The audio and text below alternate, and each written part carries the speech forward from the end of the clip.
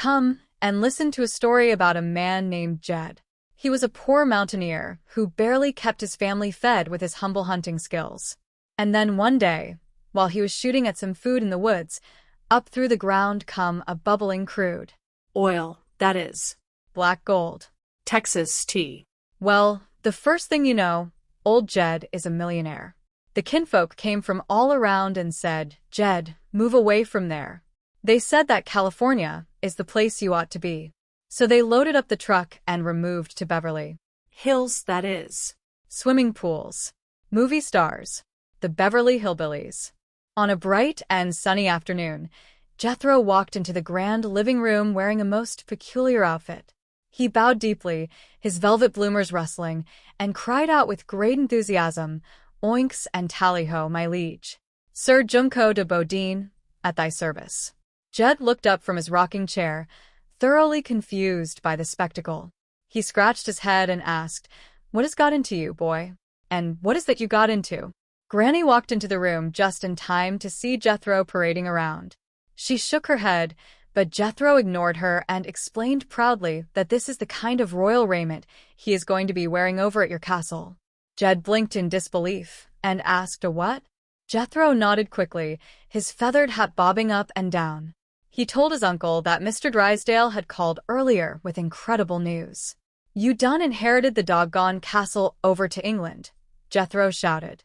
Jed smiled gently, thinking it was a joke, and said, "Go on." Jethro insisted it was true, describing it as one of them grave big rascals with a moat and a drawstring. Jed turned to Ellie Mae, who was standing nearby, and asked, "Are you agreeing with me?" Ellie Mae shook her head and said, "No, sir." She explained that she was over at the bank when Mr. Drysdale got the word. As soon as she heard it, she went over to the studio and got them some Queen Elizabeth clothes. Jed looked at the heavy velvet garments and asked, "Queen Elizabeth?" Jethro answered proudly, "Yes, sir. She's a Queen of England. I looked her up in a book." He declared that these are the kind of clothes you have to wear around her.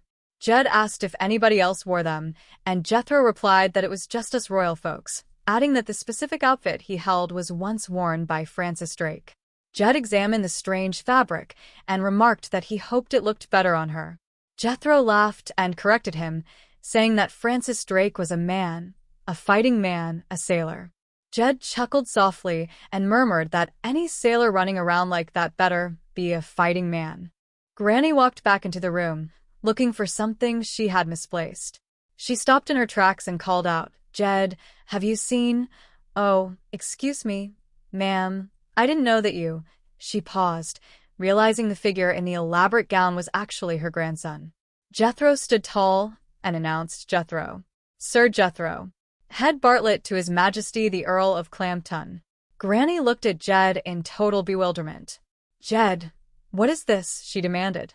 Jethro quickly interrupted her, warning that you don't call him Jed because he is royalty and you are just a commoner.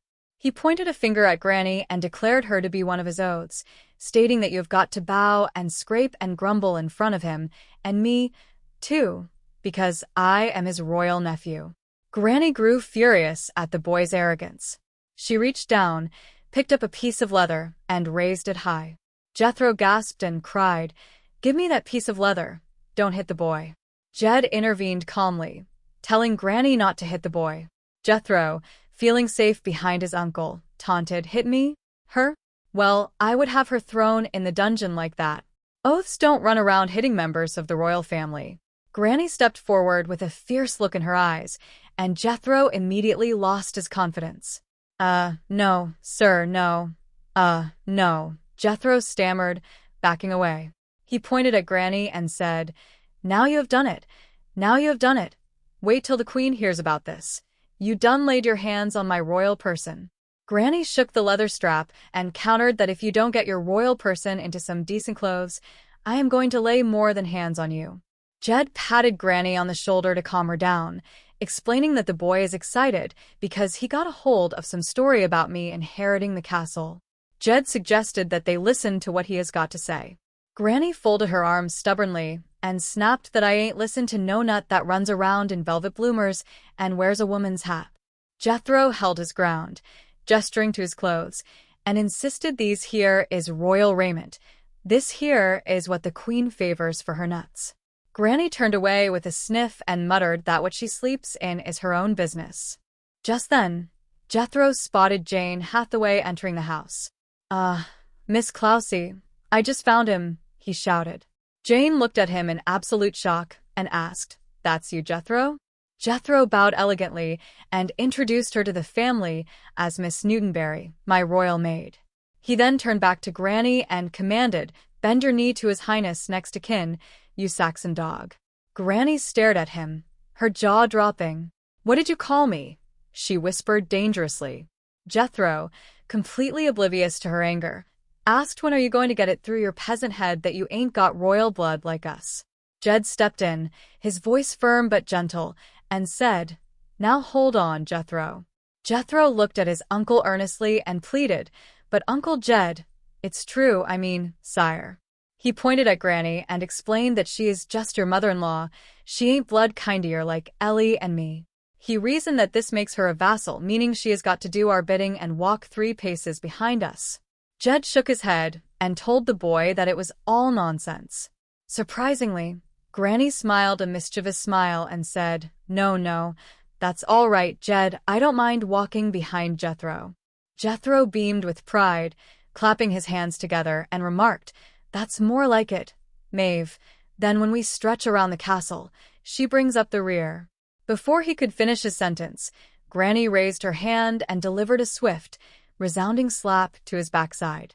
"Is that bringing up enough? Or do you want another one?" Granny asked with a grin. Jed turned his attention back to the main news and asked Ellie Mae and Granny, "Ellie, Maeve, what did Mr. Drysdale say?" Ellie Mae replied happily that he is on his way over, confirming that you done inherited yourself a castle. Jethro jumped up and down, shouting, "See, I told you, quick, everybody, let's get into our royal ring." He bowed to Jed and said, "After you, old man." Meanwhile, over at the Commerce Bank, Milburn Drysdale was walking through the hallways in a state of absolute euphoria. "Oh, this is fabulous, fabulous," he told Jane Hathaway. He sighed dreamily and continued, "I can see it now. The presentation to court, knighted, a seat in the House of Lords, luncheon with the Prime Minister, tea with the Queen." Jane looked at her boss skeptically and noted that Mr. Clampett is hardly prepared for such honors. Mr. Drysdale laughed loudly and clarified, "Not him, me." He explained that he would handle things just like he does here, meaning the Clampetts will stay at the castle while he will be up in London receiving the honors and banking the money. Jane asked curiously, "What money?" Mr. Drysdale smiled greedily and explained it would come from the tenants who live on the 10,000 acres surrounding the castle. Jane warned him not to get his hopes up too high. She reminded him that if I know Mr. Clampett, he may decide not to go to England at all. Mr. Drysdale stopped walking, his face turning pale. "What do you mean?" he gasped. "He has got to go. I have got to go. England is my kind of country. That's where I want to live." Jane suggested that his wife might not want to go, and Mr. Drysdale asked fearfully, "You think there's a chance?" Jane corrected herself, saying she shouldn't tell him not to get his hopes up, but rather that the way of royalty is not the way of the Clampetts because they are plain, simple country people with no desires. A few minutes later, Mr. Drysdale and Jane Hathaway arrived at the Clampett mansion. As they walked in, Jethro shouted, "Quiet, peasants, the commoners is here." Ellie Mae ran down the stairs wearing a massive, elaborate ball gown. She twirled around and asked, "How do you like my castle dress? Ain't it pretty?" Jane smiled warmly and said it was beautiful, but she gently added, "Yes, but only they don't wear it." Jethro interrupted, shouting, "Quiet, commoners." He turned to the door and grumbled, "Doggone. When you hear someone knocking at the door, you're supposed to let down the door string." He looked at Jane and asked her a serious question. "Tell me something. How do you housebreak an oath?" Jane stared at him, utterly confused. "An oath," she repeated. Jethro explained that he had got her oaths closed and everything, but she won't grovel where shucks. He yelled out toward the kitchen, "Hey, oath, come on in here." Granny walked out, looking thoroughly annoyed, and told Mr. Drysdale that Jethro says if I don't grovel, the Queen is going to throw me in the Tower of London and feed me to the beef eaters.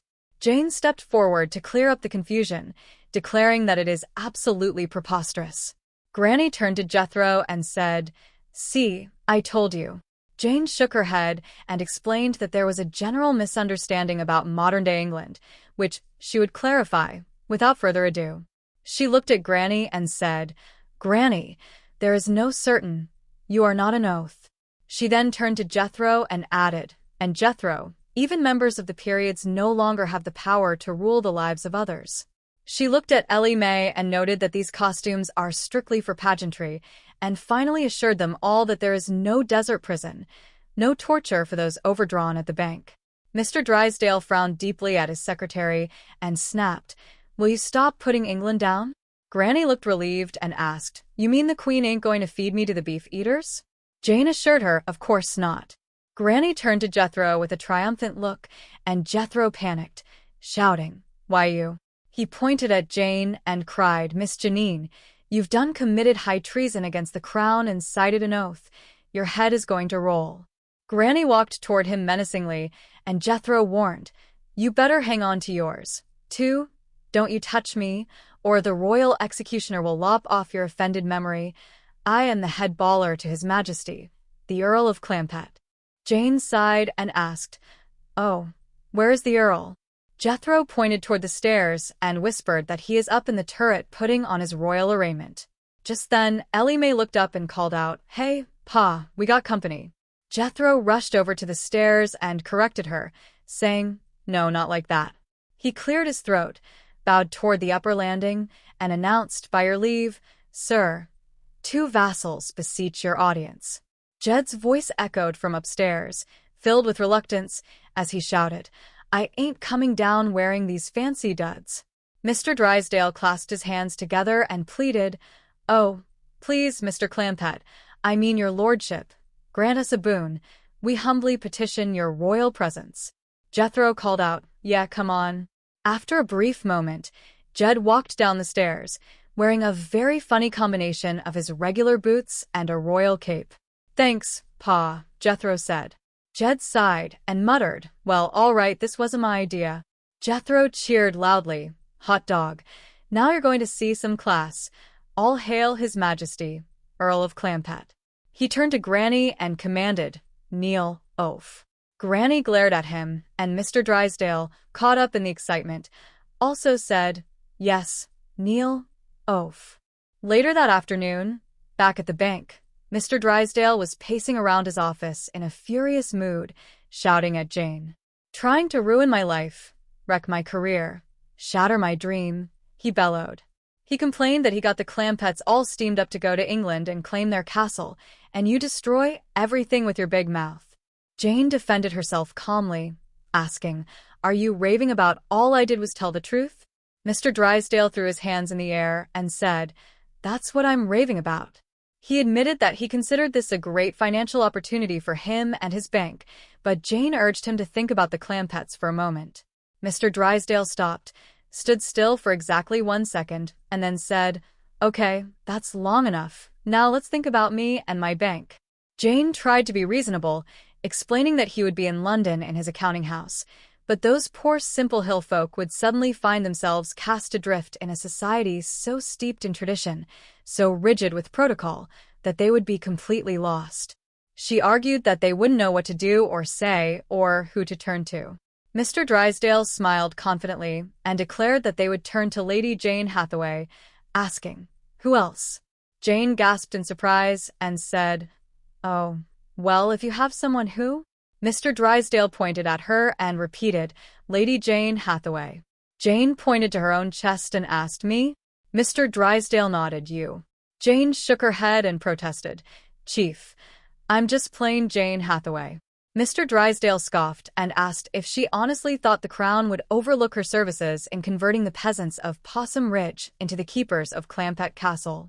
Jane laughed nervously and said, "Chief, this is ridiculous. I could never expect." Mr. Drysdale interrupted her, asking, "Didn't you tell me your ancestors were English?" Jane replied, "Well, yes, my great-grandfather and my..." Mr. Drysdale slammed his hand on the desk triumphantly and shouted, "Ah, Ah, blood will tell. You belong in the castle, to the man of honor, Lady Jane Hathaway of Hathaway Hall. Jane repeated the name dreamily, Hathaway Hall. Back at the mansion, Jed was talking things over with the family. He looked at the banker and said, "Mr. Gray, I think we'd better pass on. It's going to England business. We don't belong in no castle." Mr. Drysdale panicked and cried out, "Oh, don't say that. Why, you'll love Hathaway Hall, Clampett Castle." Jed looked confused by the names, and Jane whispered, "You said, oh, Chief." Mr. Drysdale quickly tried to fix his mistake, pleading, "Chief, change your mind." She didn't have the complete picture. Jane stepped forward and spoke to Jed in a very warm, encouraging tone, saying, "Oh, I do feel you should investigate the situation, Mr. Clampett. You might find that you'd enjoy the English country life." Jed thought about it and asked, "It's a place in the country, isn't it?" Mr. Drysdale nodded vigorously and explained that the castle sits in the middle of 10,000 acres. Jed widened his eyes and remarked, "Oh, you have to be a heap of land to work." Mr. Drysdale quickly corrected him, saying, "Oh, you don't have to work the land." Jed shook his head and noted that they couldn't depend on Granny because she got her back up by being old. Mr. Drysdale assured him that Granny wouldn't have to work either. Jed smiled faintly.